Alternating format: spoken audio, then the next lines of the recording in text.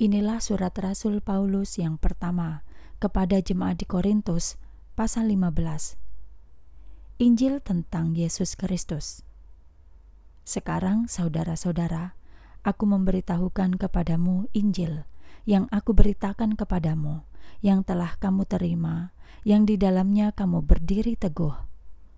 Oleh Injil itu juga kamu diselamatkan, asal kamu berpegang teguh pada firman yang telah kuberitakan kepadamu, kecuali kamu percaya dengan sia-sia.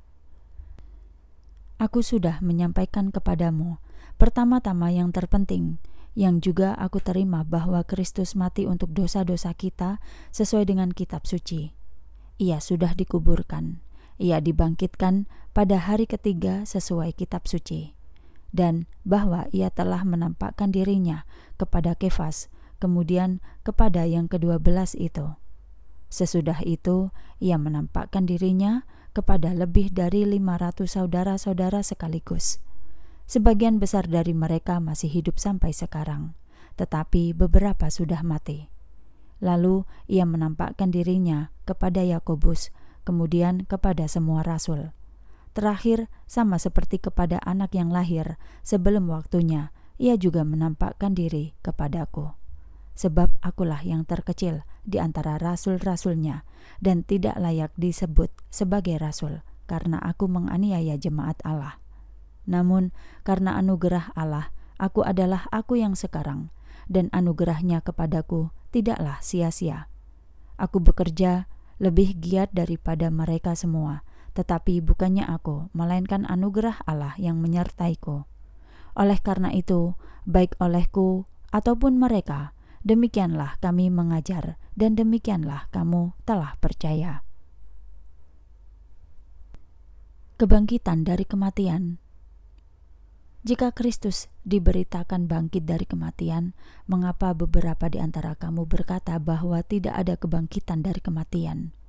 Kalau tidak ada kebangkitan dari kematian, Kristus juga tidak pernah dibangkitkan.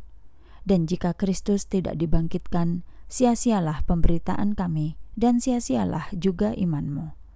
Terlebih lagi, kami juga didapati sebagai saksi dusta Allah, karena kami memberi kesaksian bahwa Allah telah membangkitkan Kristus, yang tidak akan dibangkitkannya, jika memang benar orang mati tidak dibangkitkan. Sebab jika orang mati tidak dibangkitkan, Kristus juga tidak dibangkitkan. Dan jika Kristus tidak dibangkitkan, sia-sialah imanmu, dan kamu masih berada dalam dosa-dosamu. Demikian juga mereka yang sudah mati dalam Kristus juga telah binasa. Jika pengharapan kita di dalam Kristus hanya untuk hidup ini saja, kita adalah orang-orang yang paling malang dari semua manusia.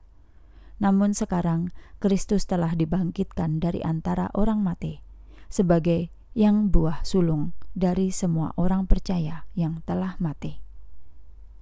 Sebab sama seperti kematian terjadi melalui satu orang, maka melalui satu orang jugalah kebangkitan dari antara orang mati terjadi.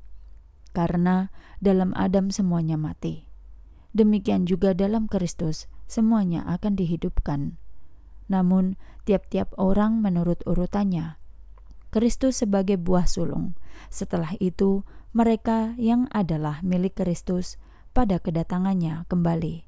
Kemudian tiba kesudahannya, yaitu ketika ia menyerahkan kerajaan kepada Allah Bapa, ketika ia telah membinasakan semua pemerintahan, semua kekuasaan dan kekuatan.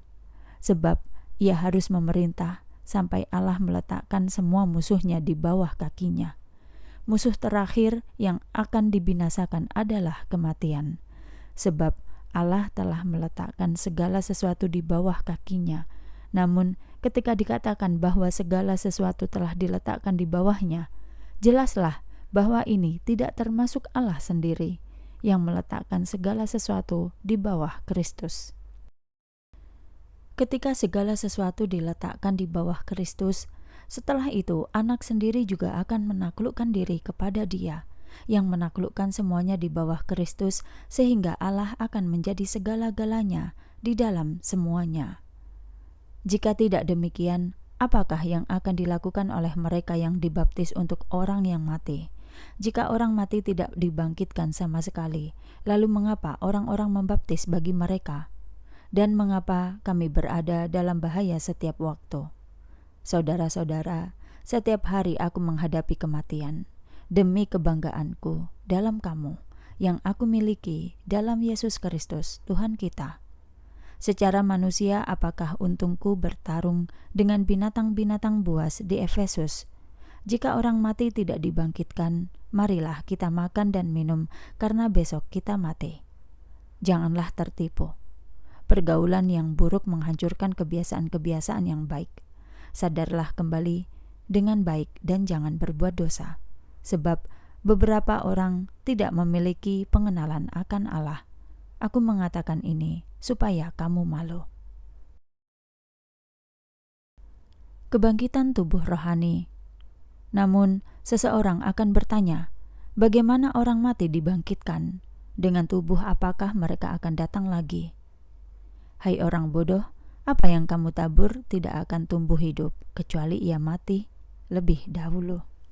Dan apa yang kamu tabur bukanlah tubuh tanaman yang akan tumbuh itu, melainkan biji yang tidak berkulit seperti biji gandum atau biji-bijian lain. Namun Allah memberikannya tubuh sebagaimana Ia menghendakinya, dan masing-masing biji diberikan tubuhnya sendiri-sendiri. Bukan semua daging adalah daging yang sama, tetapi hanya satu daging manusia, dan lainnya daging binatang-binatang, dan lainnya daging burung-burung, dan lainnya daging ikan. Ada juga tubuh surgawi dan tubuh duniawi, tetapi kemuliaan yang surgawi itu berbeda, dan kemuliaan yang duniawi itu pun berbeda. Kemuliaan matahari berbeda, kemuliaan bulan berbeda, kemuliaan bintang-bintang juga berbeda, karena satu bintang berbeda dengan bintang yang lain dalam kemuliaan. Begitu pula dengan kebangkitan orang mati. Ditaburkan dalam kebinasaan, dibangkitkan dalam ketidakbinasaan. Ditaburkan dalam kehinaan, dibangkitkan dalam kemuliaan. Ditaburkan dalam kelemahan, dibangkitkan dalam kekuatan. Ditaburkan sebagai tubuh jasmani, dibangkitkan sebagai tubuh rohani. Jika ada tubuh jasmani, ada juga tubuh rohani. Seperti yang tertulis, manusia pertama, Adam, menjadi jiwa yang hidup. Adam yang terakhir menjadi roh yang memberi hidup. Namun demikian, yang rohani bukanlah yang pertama. Yang pertama adalah yang jasmani. Setelah itu barulah yang rohani. Manusia pertama berasal dari bumi, yaitu dari debu tanah. Manusia kedua berasal dari surga. Sama seperti yang berasal debu tanah, demikian pula mereka yang berasal dari debu tanah. Dan sama seperti yang surgawi, demikian pula mereka yang surgawi. Sebagaimana kita diciptakan dalam rupa manusia berasal dari debu tanah, kita juga akan memakai rupa manusia yang surgawi. Aku mengatakan ini kepadamu, saudara-saudara, bahwa daging dan darah tidak dapat mewarisi kerajaan Allah. Demikian juga yang dapat binasa, tidak dapat mewarisi yang tidak dapat binasa. Dengarlah, aku mengatakan kepadamu sebuah rahasia. Kita tidak akan mati semuanya, tetapi kita semua akan diubah. Seketika itu, dalam sekejap mata saja, saat trompet terakhir, karena trompet akan berbunyi, dan orang mati akan dibangkitkan tanpa kebinasaan, dan kita akan diubahkan. Sebab yang dapat binasa ini harus mengenakan yang tidak dapat binasa, dan yang dapat mati ini harus mengenakan yang tidak dapat mati.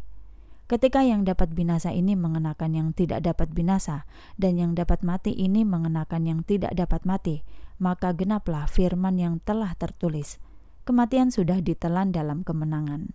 Hai kematian, di manakah kemenanganmu? Hai maut, di manakah sengatmu? Sengat maut adalah dosa, dan kuasa dosa adalah hukum Taurat. Namun, kita bersyukur kepada Allah yang memberikan kita kemenangan melalui Tuhan kita, Yesus Kristus. Jadi, saudara-saudaraku, seiman yang kekasih, berdirilah kuat, jangan goyah. Melimpahlah selalu dalam pekerjaan Tuhan, sebab kamu tahu bahwa jerih lelahmu tidak sia-sia di dalam Tuhan.